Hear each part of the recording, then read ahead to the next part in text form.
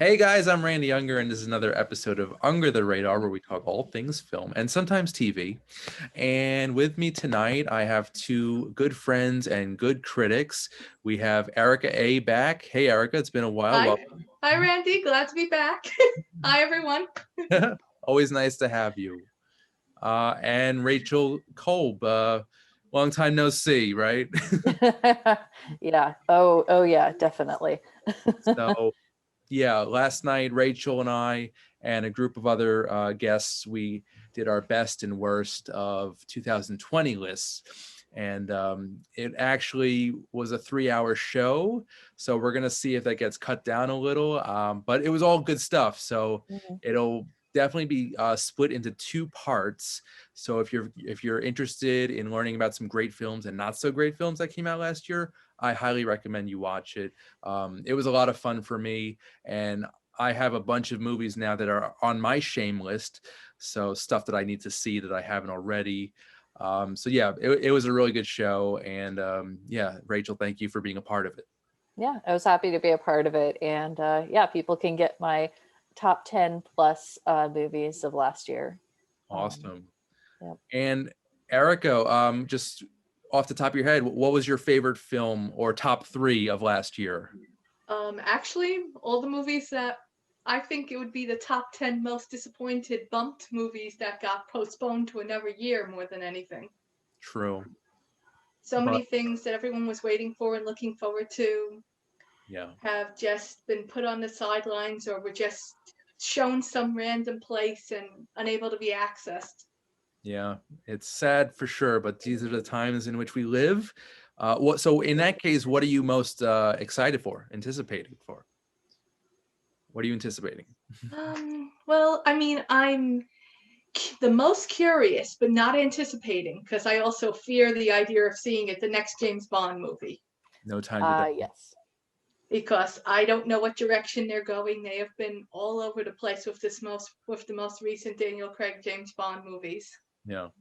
They've been Yeah. very hit and miss. I know you're the most eager about Ghostbusters, and I was very regretful that Bill and Ted never made it to theaters, but I know it's somewhere and it's slowly making its way around. Yeah. And I have to get to that because that was going to come out my birthday weekend. We spoke a little bit about Bill and Ted 3 last night. Basically just a fun sci-fi romp, and it doesn't really reference, I mean, it does reference the previous films, but it doesn't really have the same feel. And So it has its own presence, the same way kind of, one and yeah. two broke from each other's preset precedent Yeah, I that mean, was it's not a, set by one and then became part of the animated show that had like 2 seasons. That was like the rule. And then the yeah. second one went in a completely different direction. So when I see three, I'll have to let you know. This definitely goes in a completely different direction. So, but I don't think you're going to be disappointed. So, I say check it out. Alrighty. So next order of business. What are you guys watching this week? Rachel, I know you watched a bunch of films and stuff for last night's show, but what else are you watching? Yeah, just obviously we talked about it a lot last night, but Promising Young Woman was just, I have not been able to stop thinking about that movie. I want to rewatch it again, and I would really like to get a full rundown of the soundtrack for it, because I thought the soundtrack choices were really fantastic.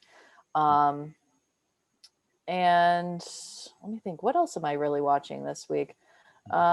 I've been catching up on some of my my favorite YouTubers that do their TV and movie reviews. Like Movies with Mikey, um, Patrick Willems' video essays are always excellent. So that's kind of been my uh, and of course, I think I mentioned this on the previous show, but his video essay on the OC, and specifically talking about how the fourth season of the OC is very underrated. Okay. Yeah, I never really got into the OC myself. Erica, I know you're a TV person. Are you an Yes, I OC? am. Are you into the OC? I watched it a little and then I gave it up. I kind of treated it the same way as Vampire Diaries. Mm. Where I give it up for like a year and then I'm like, now I'm back in it. And then I'm pulled, and then I'm like, why am I watching? And I and I decide that it's my third alternate, and I'm only just checking if it's on and what they look like. Okay. Yeah, And and I of course I'm also watching WandaVision. I meant to mention that as well. So WandaVision. Yes, WandaVision is the must-see thing, I guess, of this month. Yeah, I must see it as well. So we'll see. Maybe we'll save that for another episode. But Maybe for Ericka. its finale. Oh, really? It's halfway through right now. Yeah, and it really covers a lot of really great like history eras of of TV. Yeah, Yeah. TV. Yeah, I definitely know that it's been promoted with the 50s style. Well, suburban. it's a different decade each episode. It's when Tyler Moore, through Bewitched, through many other shows. It had a Brady Bunch feel. It just keeps going through the timeline. Do they get into like the 80s and 90s? Eventually. Okay. Yeah, not yet, but I'm sure. Cool. The hair looks 80s, so eventually. Nice. Ericka, what else are you watching? I know you're watching something tonight. Right now I watch a little bit of everything on TV. Tonight, Miss Fisher's Mysteries on PBS. I've been catching up on it, though I've already seen it on Ovation when it premiered. And I've got Prodigal Son on Fox. I'm sort of giving up the new show on the CW tonight. Last night was Batwoman, which I feel like right now they're trying to make up for Arrow and off the air. It doesn't have a Gotham feel to it, even though they took quite a few characters out of there in recent events. And I've been watching on TNT Snowpiercer. I call it Snow Train, so I was like, let me actually call it the correct name. Alternate title. You know me, I give everything a new title. That's a really great film, actually.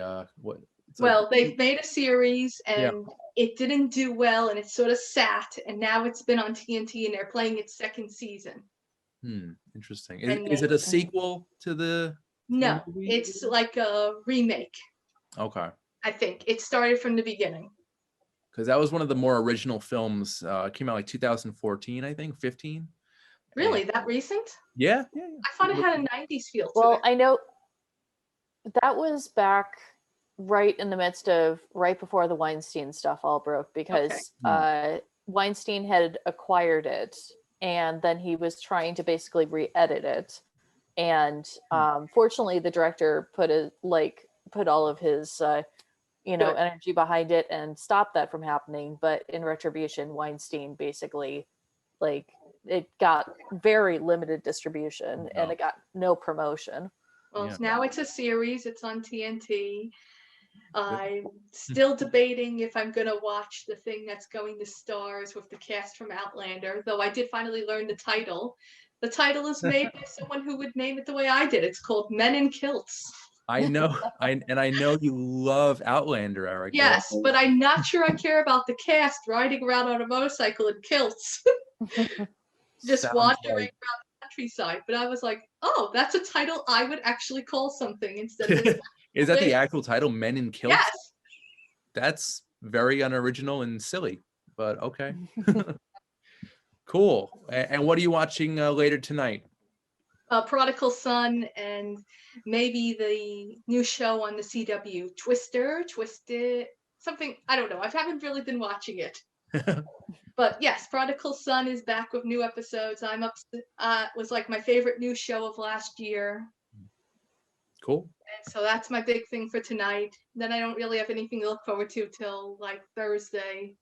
Okay. I mentioned Vampire Diaries, so I am still watching the sequel, the next spin-off to it, The Legacy, which is the legacy of their children.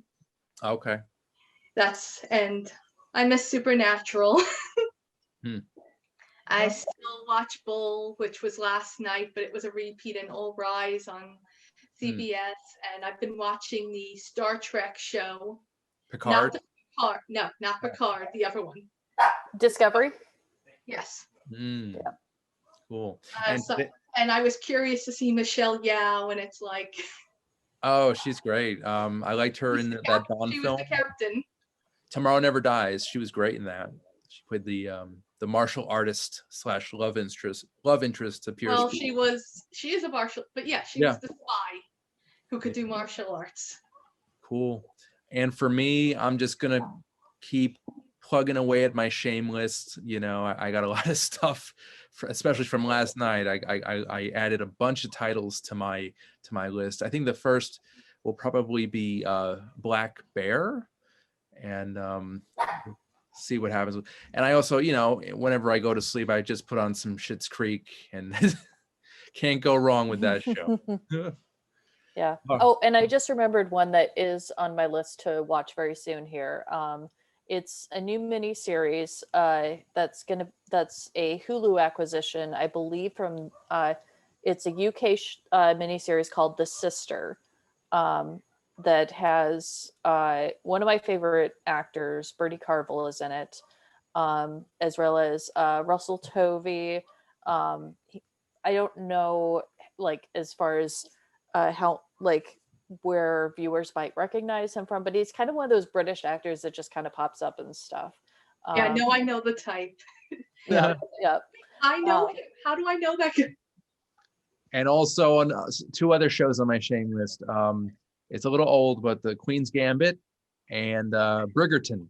So, yeah. Oh, I thought of one more thing if we're all mentioning that I've been watching. Brand new show I found, Miss Scarlet and the Duke, which kind of has a vibe like the show that used to be on TNT, The Alienist.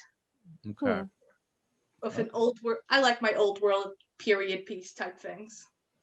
I know. So much TV to watch, so little time. Alrighty, so let's get into our first movie review. We've got, so this was Rachel's suggestion, and I'm glad you suggested it because it was very different. Derek Delgaudio's In and of Itself, and it's basically a performance art piece that is filmed by director Frank Oz, and it stars Delgaudio. He's basically a performance artist magician who basically takes us on a very weird, interesting journey about identity and the idea of self. And it ends in a very bizarre, I've never seen anything like this. It was like an audience participation involving like these index cards that you had to pick one.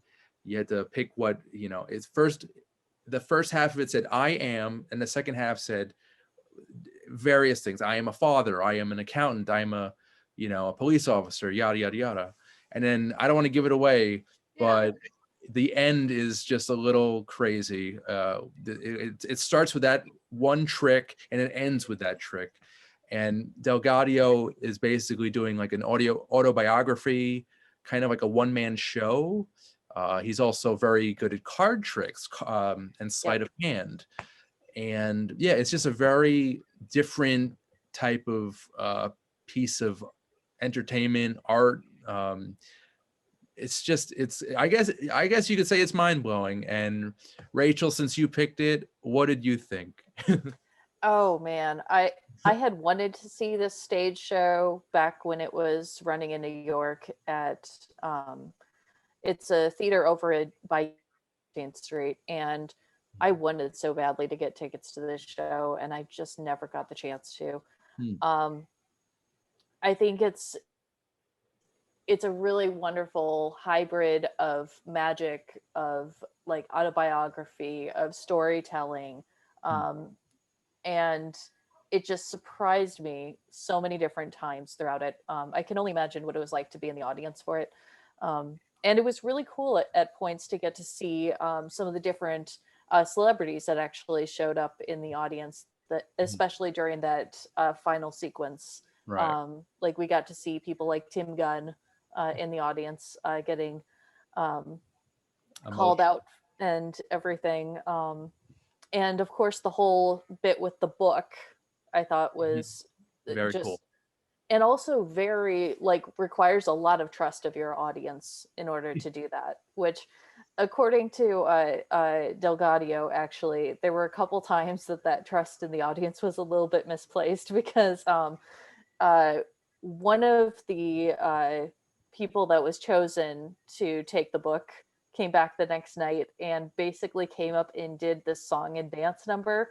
And he's like, and we all just had to sit there and watch it. So, but yeah, I can't think of anything that I've seen in recent years that's even in the same sort of realm or genre as it. And I would love to see Delgaudio and Frank Oz team up on something again. True. You know, I've never seen anything quite like this. And I'll be honest, I haven't really been following, performance art, um, you know, in New York City or in California, but I'm sure this blows all those guys out of the water. Like, this is just a totally different thing. It's like you can't even describe it in a way. It's like it's like its own entity, and it's special. So, Ericka, what are your thoughts? I didn't care for it. I mean, it was nice enough. And I was like, oh, it's your typical one-man show. It's slightly altered and slightly changed, but it's not really anything more than just a one-man show as a person who's in New York and can go and see the theater. And I believe it lost something in watching it from home that you would have got from the audience. Like Rachel was saying, that she wished she could have really been there and gotten tickets.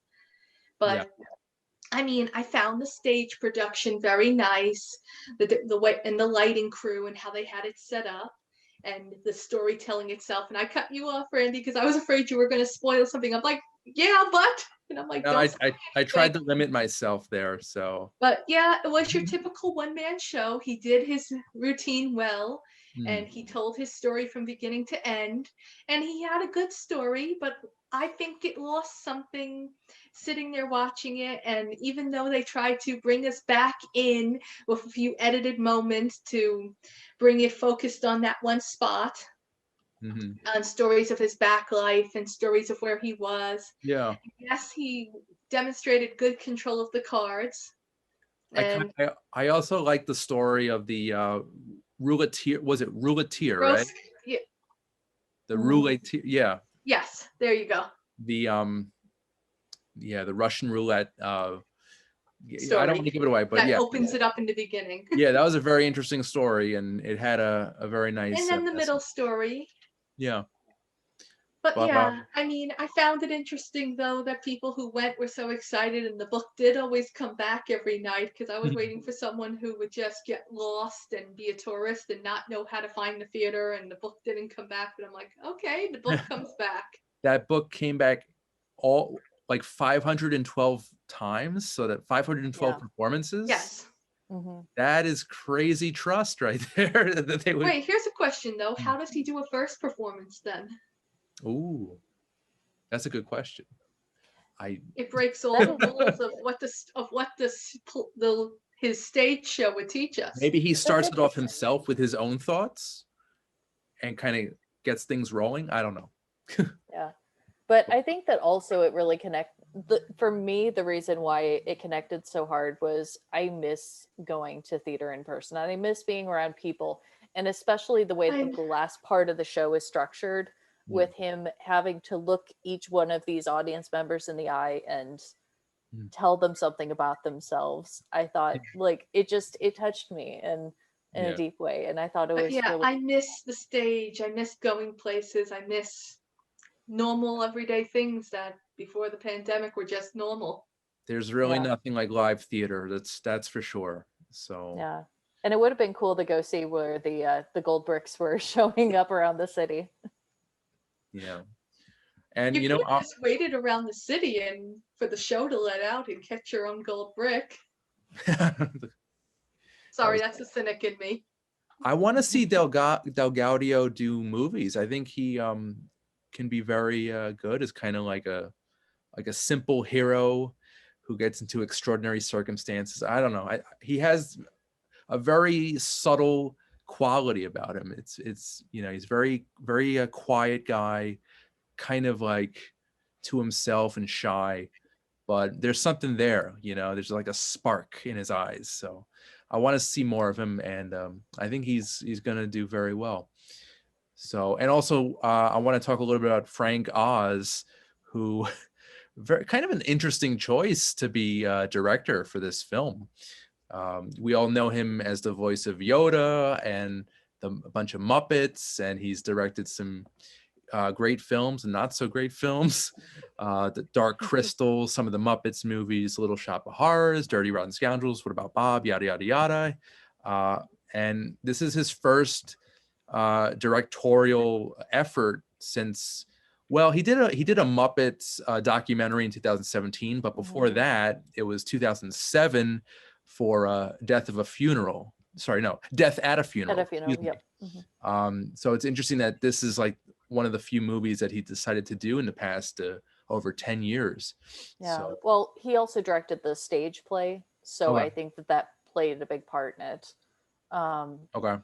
I think, I don't know, the sense that I get from watching the show is that I think Frank Oz, since kind of leaving the Muppets stuff generally behind and kind of letting that to the next generation of people, I think that maybe theater is something he's getting more pulled towards, and towards performance art, being able really? to just kind of pick and choose things. Yeah, that's to say, because in theater you can pick and choose. It's a far more diverse audience, that it's not quite with as many steps to how you have to be pulled in, and you have to get approval from one of the larger conglomerates. Mm-hmm. And Rachel, was there ever a Muppets stage show? I know there's Avenue Q, So- but that was something else. So, fun fact, Disney actually did basically a test staging of a Muppets show, which was going to be directed by the director who most recently did the Beetlejuice musical, and also Right. did the Moulin Rouge musical. Alex Timbers. He's really great director. Basically, they did a staged production for investors, but since then there hasn't been any more movement on it.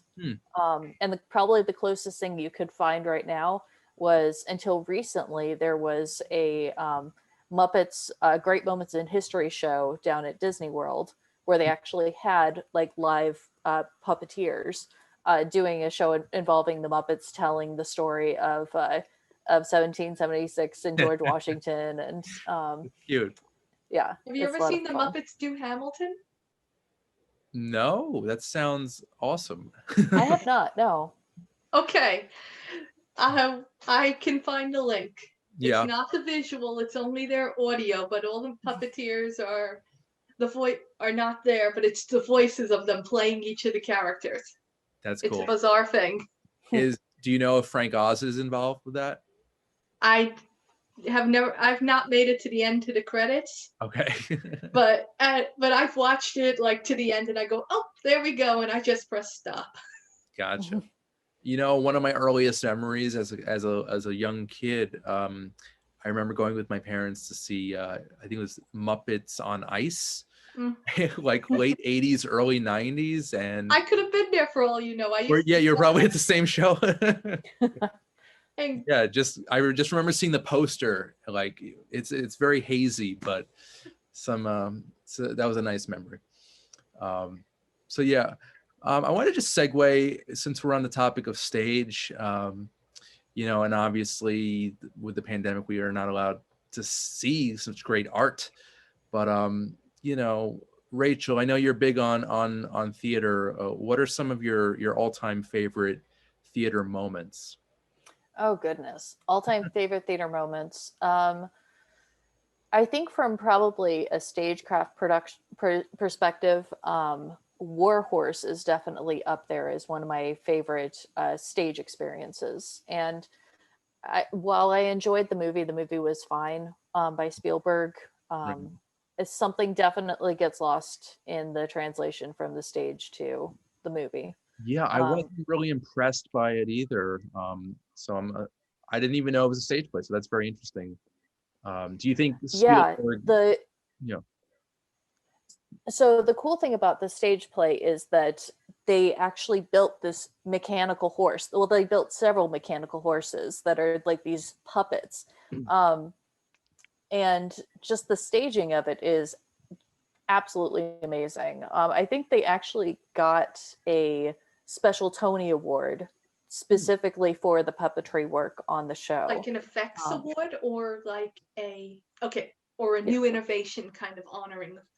Yeah, I think it was like a new innovation honor, like Did it basically where they were just like, we're going to give you an award just because you made this thing that we haven't seen something like this before. did it look like amazing, like very lifelike? Um, it's difficult to say that because it's lifelike in the way that you have to also buy into it. You like they have all these touches that make you forget that you're watching a puppet, but at the same time, I mean, no one would ever look at that and go, "Oh, that's a real horse." It's like, no, you wouldn't. That's But there's some really incredible videos on YouTube actually from when the production was staged that shows up close the puppetry work on it. that's very That's weird. definitely very high up there. Because it's very weird to me because the Spielberg film, it did not feel like a stage play at all. Like it just Well, felt that's like because it was Steven Spielberg. yeah, it's a very interesting experience that he adapted that. And I remember just being kind of like action packed and very dramatic and emotional, but and constantly moving. I remember the horse was involved with like World War I believe it was, and just kind of just running all over the place. So you Yeah, wouldn't World expect War One.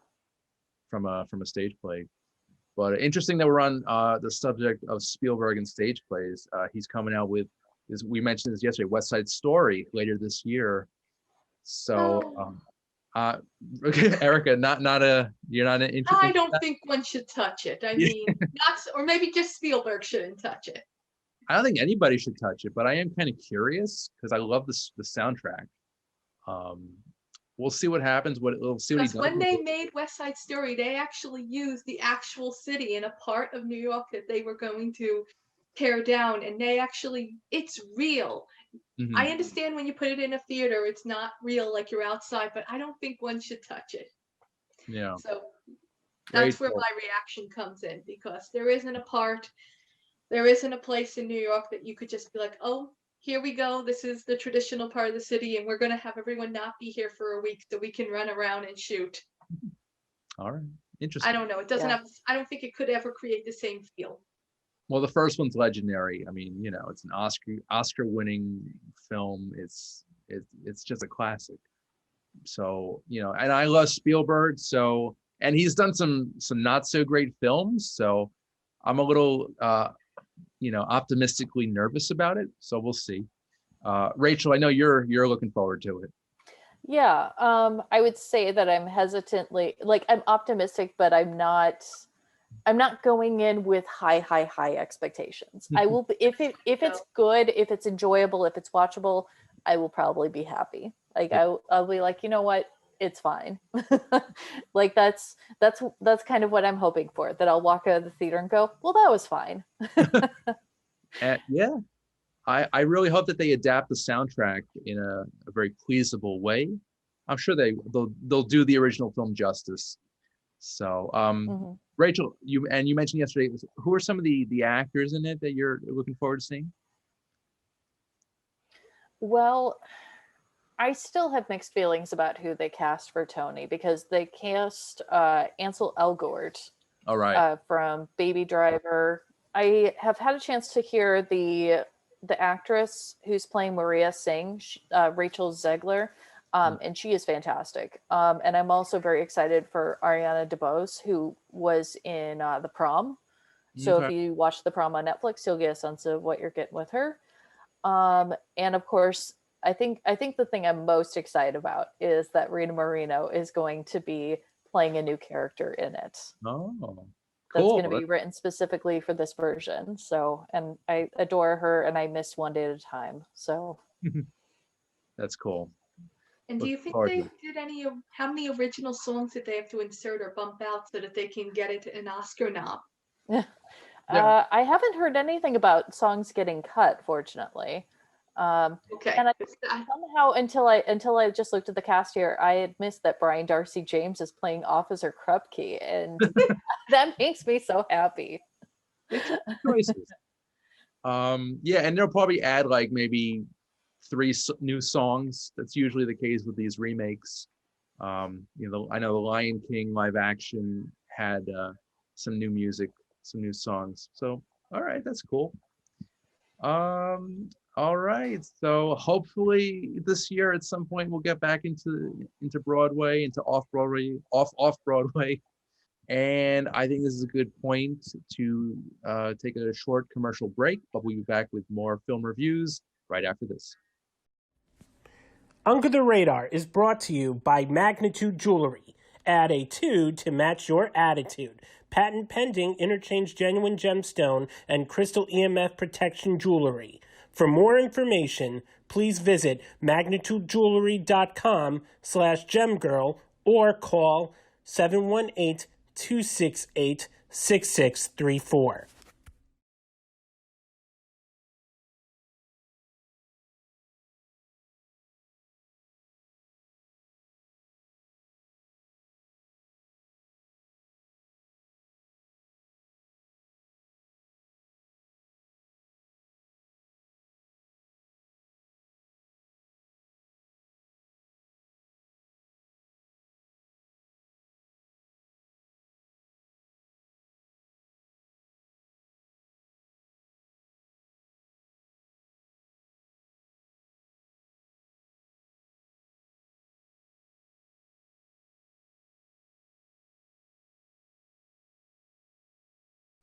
Hey guys, welcome back to the show. Randy Younger Under the Radar, and we're halfway through our movie reviews for tonight.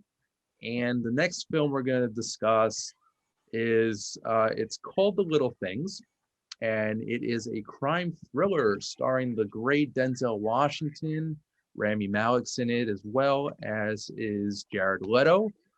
These are all Academy Award-winning actors. They're all great actors, and I was very excited to see this because anything Denzel's in, I will go see. But unfortunately, I think this movie was a bit average. I was not blown away by any means, and that really disappointed me because Denzel usually knocks it out of the park. I mean, he's great in this, but the movie around him, sadly, is not so stellar. Thankfully, he is accompanied by Rami Malek and Jared Leto, who, you know, they add a little weight to things. But I say the story, the screenplay, direction, they don't lend themselves well to this production. And you're basically just hoping that these three great actors salvage this film. So yeah, I was a little disappointed, but you know, I love seeing Denzel. He's great. Ericka, what did you think of The Little Things? I apparently liked it more than you. Oh, okay. I mean, I went in there having seen things online that it's going to go off on a sidetrack and it's not as good as it could be. But I think it really did hold together. Denzel Washington, yes, was a disappointment. I felt like he just was playing the role that was written. It's like also something that bothered me, his name. Why does he always seem to have that name in multiple movies? What was it? What, Joe? Joe Deacon? No, Deacon. Deacon. Has he had that name in other films? Yes, in Safe House. Was that what it? Was it the one with Like Ryan Deacon? Reynolds, right?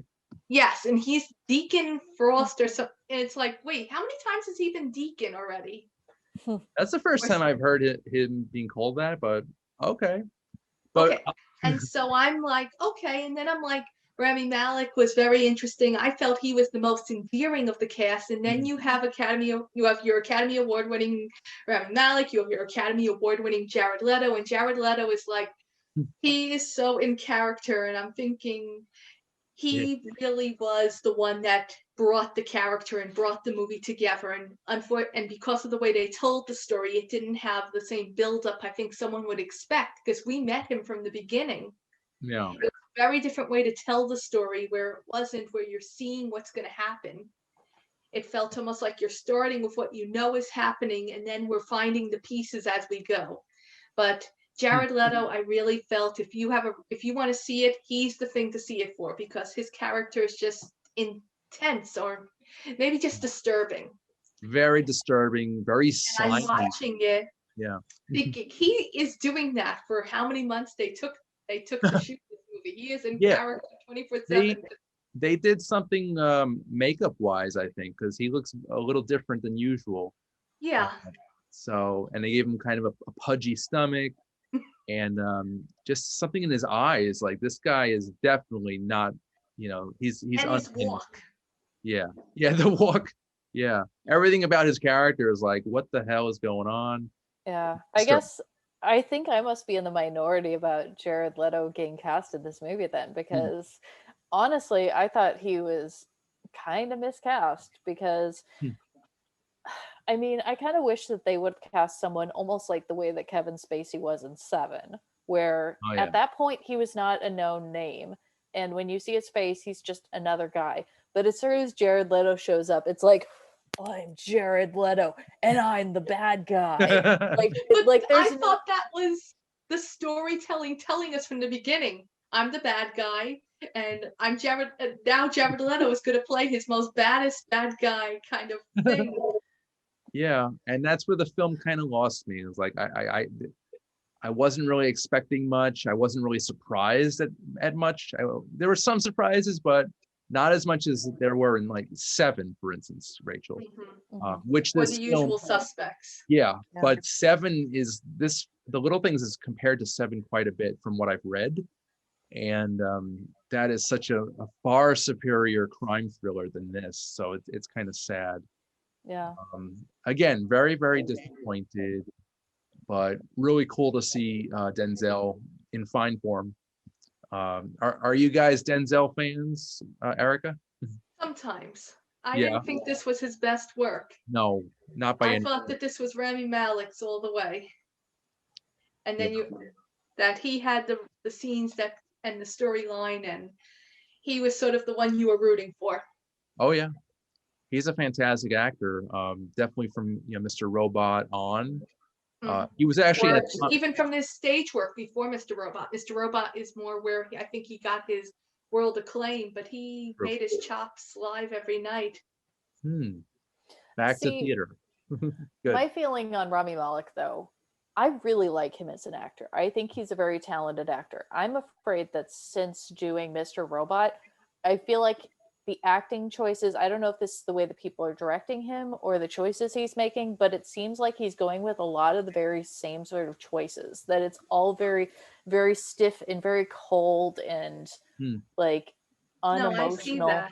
He's kind Yeah. of like he's getting typecast in a way. Yes. Yeah. Yeah, and that people are pushing him in the direction of doing those sorts of things, and he has a lot more range than that. But yeah, I don't know if that comes down to that he's just kind of like playing into that, or if it's that people are directing him that way. Well, the question is he riding his why did I lose laurels?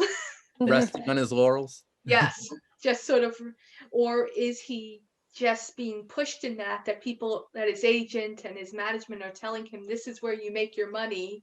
You need to be what people love Yeah. and not try to diversify or anything. But he should branch out because he definitely has the potential. And I'm kind of sad. I'm a little nervous about No Time to Die because I think he's just going to play the same character. Well, like I just said, No Time to Die. That's what I'm most nervous about, but I'm also most waiting for. I mean, he's going to be the same, quiet, cold, calculated villain character that we've seen in the past. He needs like a comedy, kind of, do something different outside the norm, kind of have fun with the role. So I haven't really seen that, except actually, it just came to mind. One of his earlier roles, it was a Tom Hanks movie called Larry Crown. I don't know if you guys saw it. I didn't see that one. No. Yeah, it's like I think it was about like 2010 or 11, and Tom Hanks works in kind of like a Walmart type of store, but his bosses find out that he never graduated college, so they fire him, and he goes back to college, and Rami Malek plays like a stoner student that he becomes friends with. And Tom Hanks actually directed it. It was his first directorial effort since That Thing You Do. It was released by Playtone, his company. But Rami Malek was in it. It was very, very funny. Typical stoner, very, very silly. Yeah. But, Well, one of the first roles that I saw him in was he basically just had a few lines in an episode of Gilmore Girls, and he's playing one of these Seventh Day Adventists that's in Mrs. Kim's, the Steigert meeting at Mrs. Kim's house. Okay. I know the episode well, and then they have to come and pull Lane away, and as they're trying to only interview Mr. Cho or whatever, Pastor Cho, and it's like, wow, there is Rami Malek. He's in a lot of random places early on. Like he has a Twilight movie where he's one of the random vampires, and he's in a bunch of places early on till he was able to make his chops. Yeah. But I think it all boils down to the script. Yes. If the character is interesting enough, and because I honestly, I definitely want to see him do something comedic. I think he'd do very, very well. So we'll see. But back to the little things, and Denzel Washington. I mean, he's definitely he's probably my top 5 favorite actors. And I was let down, Denzel, because I think his last decent film was Fences, and that was like 2007. Fences was so good, though. Yeah. Like, Fences was like an actor could go in and do just that one performance, and just be forever remembered for that one performance. Like, it still kills me that he did not win that year at the Oscars. Like Well, the Oscars are a crazy place. It's always hit and miss. You're not sure who they're going to give it to, because they just will pull it out from under you. Yeah. And I was also really sad to see I think it's the woman doing the autopsy. I've seen her in The Wire, I've seen her in Crazy Ex-Girlfriend, and she's another great actrce who's I know, and I was surprised that we didn't see more of her. Michael Hyatt, I think that's her name. Yeah. A woman named Michael, that's different. She is very talented, and it seems like the script doesn't really care for women in general, aside from just being we have to show a man's pain, so let's show some dead bodies. Like that seems to be mostly the use of women in this movie. So true. Yeah, no, that's an interesting observation. Sad one, but true. Yeah, this is a very masculine film that doesn't really. Yeah, and there was so much room for potential for Natalie Morales, who plays the cop who's working with Rami Malek. She could have had her own like a really good side story, but they kind of just let that. Forgot about her after the first few scenes. Yeah. She wasn't used enough. Okay. So I'd say, I mean, if you're a hardcore Denzel fan like I am, see this movie. Otherwise, I wouldn't waste your time. There are so many better crime thrillers out there. So, Ericka, see it or skip it? I would say see it. Yeah. I mean, right now, with everything that's going on, the pandemic, it's worth seeing. It's something new. It's out there. It has 3 really decent actors. It's a little bit of a letdown. You have to go in with lowered expectations, but definitely see it. And it has an interesting ending that I'm not giving away. And I think that it's not as great, or it's not even in the same league as anything that you said they're comparing it to online. But take it for what it is and just go see it. Yeah. It's a mindless film. So if you want to just shut your brain off for 2 hours, check it out. Okay. Rachel, see it or skip it? I will say skip it, and I will say instead, if you haven't seen Zodiac, watch Zodiac. If you have seen Zodiac, rewatch Zodiac, because Zodiac is amazing. And if you want a darkly lit, like just absolutely stacked cast crime movie that has all sorts of shades of gray and really leaves you questioning things, it's a much superior movie to The Little Things. Yeah. And that's Zodiac's directed by David Fincher, who also did Seven, if I'm not mistaken.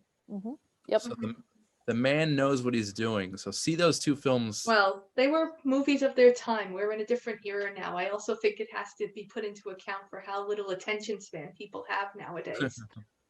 That's a good point too. Yeah. That this is more a movie of its time. Indeed.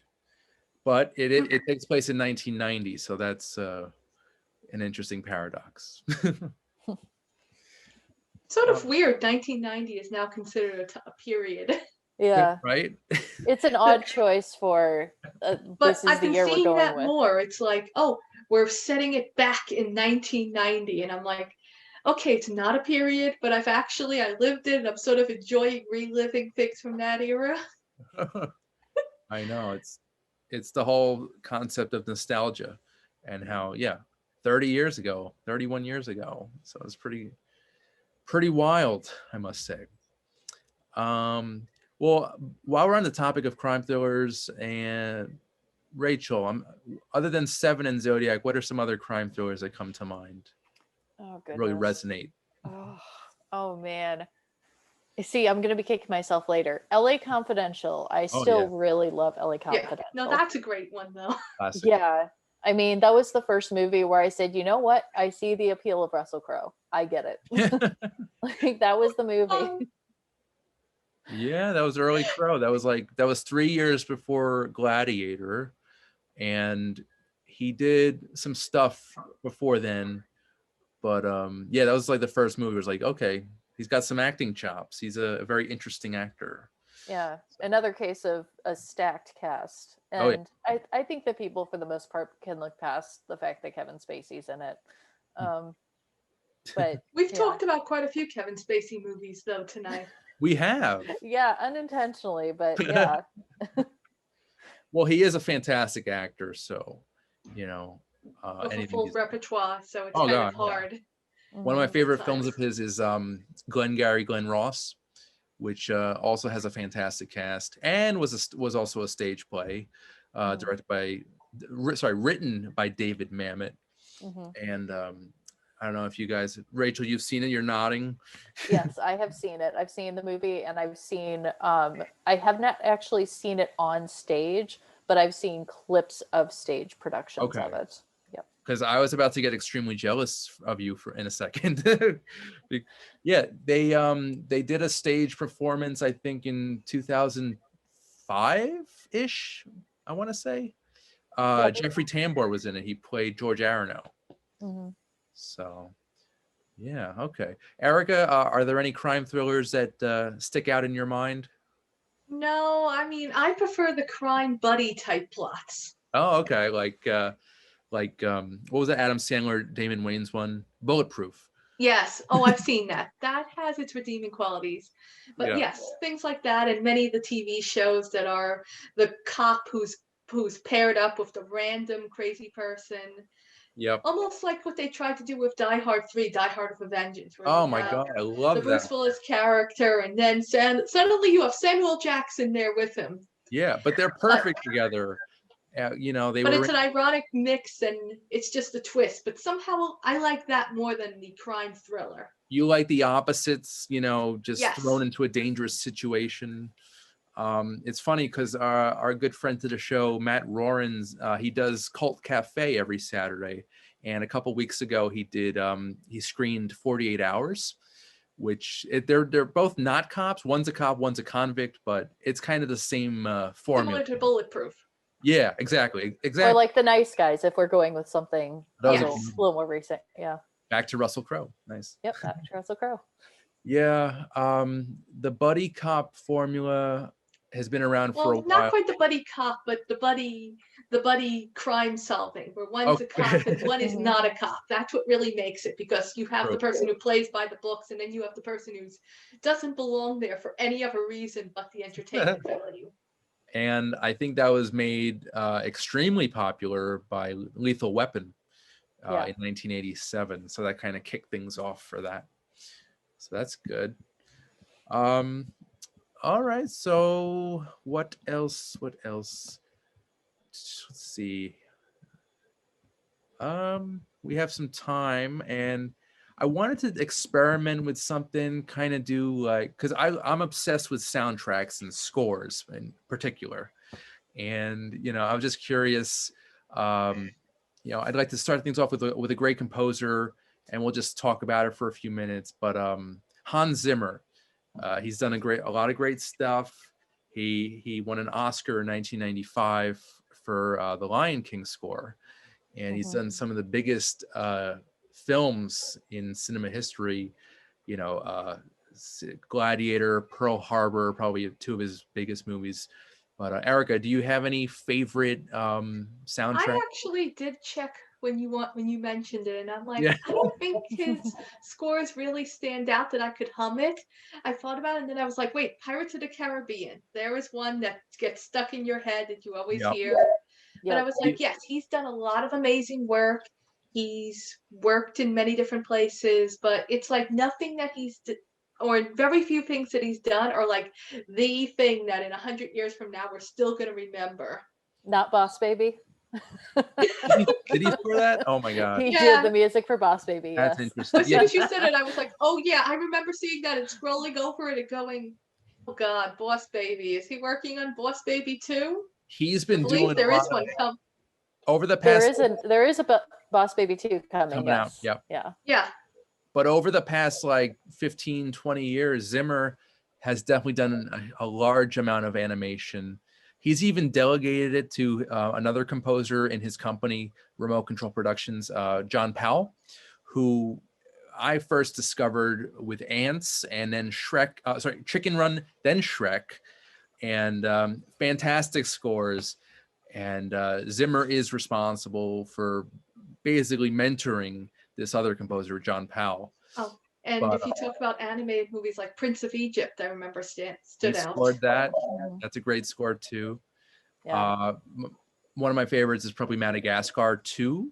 Mm. He expands upon his theme from the first film, kind of adds kind of a backbeat to it. It's kind of a techno remix of the first theme. It's brilliant. Oh, Yeah, trust me. okay. Yeah. I will say that even though the movie itself has been very divisive, I do love his score for Man of Steel. That's a good score. Very good score, and I'm glad you mentioned it because his theme is it's very soaring and triumphant.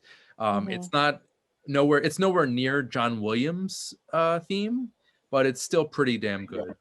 And he actually kind of did a similar theme for the opening to Netflix. I think it's the opening whenever it's a weird thing. It's an opening for certain Netflix movies, or it was. I don't know if they still use it, but they kind of use a very similar Man of Steel type theme, and it's beautiful. Sadly, I think his earlier work is a lot better, like Cool Runnings, Rain Man, even Black Rain. Backdraft is also great, and this is all stuff that came before 1994's The Lion King. So anyone out there who is interested in great inspirational music, check out Hans Zimmer, because he's a great composer. One of my favorites, one of my favorite living composers. So yeah, he's great. Ericka, is there anything you want to plug? No, nothing right now. Nothing right now? I've been working on my own projects, but nothing that's anywhere near ready to work on. Rachel, anything you want to mention that you mentioned yesterday as well? Well, I do have Dobby here, and he's not trying to knock my computer off my bed. So, Okay. This is Dobby. He is Dobby the House Doggo on Instagram. You can follow him there, and he has lots and lots of cute pictures of him dressed up in different costumes and things, and just being generally adorable. Oh my God. So, I love Dobby. He's so cute. That's a short-haired Chihuahua, right? yeah. Yeah. Cute. Does he ever react to the TV when you play like a movie with a dog or cat in it? He has actually. Yeah. I think I want to say that it was something with like some wolf sounds, but definitely if there's dogs barking on screen or whining, he will react to it. Okay. Cute. So does he also have things he'd rather watch than you? Well, I was gonna say I was joking the other day. I was like, "Hey, buddy, you want to watch Paw Patrol? Do you want to watch a movie with mom, or do you want me to set you up with your cartoons?" I was really happy also that you brought up Hans Zimmer, because I feel like a lot of people that say that they love the music from Lion King, what they really love is Hans Zimmer's score. Oh Like, my God. the songs are great too, but No. that movie would not be the same without Hans Zimmer's score in it. Well, I think he produced a couple of the songs. He definitely produced Be Prepared. And that has a very strong kind of backdraft feel to it, kind of sinister, very, like percussive. So, but yeah, the score is absolutely beautiful. And I actually I had the great privilege to see Zimmer perform live at Radio City a couple years ago. I believe it was 2017 or 18. And it was one of the most incredible live performances I've ever seen. La Boheme showed up and started singing selections from the score and Circle of Life, and with a full orchestra, it was amazing. So yeah, Zimmer is great. Everybody loves his theme Time from Inception, but I think that is really. it's good, but there's a lot better Zimmer out there. I'll be honest with you. Trust me. In my opinion, I shouldn't be. Yeah, but yeah. Cool. The Cool Runnings score is great too. That's a fun mix of like comedy and action sequences on the ice. Sounds very intense, and it's a great score. I remember you mentioning that during the commentary for Cool Runnings. Yeah. That's one of my favorite parts. That and John Candy. Those are two of the best aspects of that movie. Because I love how you jumped over like his work on like The Last Samurai or his Dark Knight or his Batman DC influences. As I was glad you got to Man of Steel, even though that is a movie I would totally once was enough. I think I've seen it 2 or 3 times to reanalyze it. I wasn't impressed with his. I mean, there are 2 good tracks from Batman Begins and The Dark Knight, respectively. But his score for The Dark Knight Rises was, I don't even remember it that well. So it didn't. I didn't think it was that memorable, but I was just like, oh, we skipped over it. Yeah, basically. But with The Last Samurai, that kind of followed up with his score for Gladiator. Kind of followed up with that. The early 2000s were his epic. That was his epic era, where he would just score these, these sprawling adventures. Great films, great scores, but again, his earlier stuff, he did a lot of good comedic stuff in the early to mid 90s, which I love. But I mean, a comedic movie has a totally different tone than something that's a epic story coming from beginning to end with a pungent ending. It certainly depends on the genre, that's for sure. But he's also done a lot of great comedic work too. Early one that stands out, 9 Months, directed by Chris Columbus. That was 1995. And then I think he was nominated for another Oscar for As Good as It Gets. So yeah, and don't forget Muppet Treasure Island was also his as well. See, when he blends that whimsical comedic fun tone with adventure, it's all bets are off. It's great. And a full circle, because we're back to the Muppets. Oh, there you go. And Frank Oz, yep. It all comes back to the Muppets. I've been mentioning this for the past few weeks. This documentary called Hunger Ward. Just Google it. It's a great film. It highlights starving children in Yemen. And the film is involved with a charity, and you can donate to hungerward.org and click Get Involved so you can donate to hospitals in Yemen. I found out about this film about maybe a month ago, and I don't think there's been a documentary or a film that's been so impactful for me anyway, and such an important cause. So I recommend people go check that out, and also check out more Under the Radar Mondays at 11 a.m. on Manhattan Neighborhood Network. We're very happy to be with them right now. It's a great, it's basically the next level for Under the Radar. All right, with that, I think we're going to say goodbye for tonight, but we'll be back with more film reviews next week. So we'll see you then. Take care.